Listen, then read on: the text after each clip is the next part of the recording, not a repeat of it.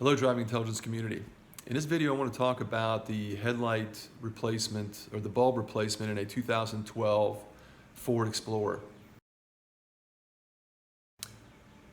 This particular follower came to me and he said he wanted help with a burnout bulb on the driver's side.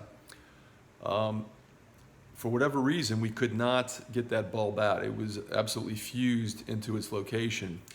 When I did some research, to take out the headlight assembly means you have to take off the front bumper cover. There's just a huge process to take this off, and I didn't want to go down that route. In this video, I'll show you the alternative that I came up with, which involved a little bit of more top-end work, but it was a lot easier to get in there without having to take the whole front of the vehicle off to me, which is a little more complex. So follow along. We did do this successfully, and his headlights are working properly now. If you have any questions about this particular subject, please leave it in the comments section below.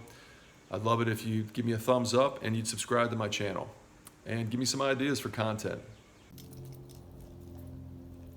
Here we're looking at the left side of the 2012 Ford Explorer, and the left front headlight burnt out, and for some reason the bulb was fused in there and could not be reached.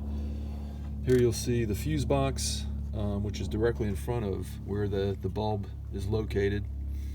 In order to get to this, I needed to move this fuse box slightly away from the firewall so I could get some access in there with a pair of pliers to remove this. To do that, I had to take the battery out after taking off the intake tube, the air cleaner.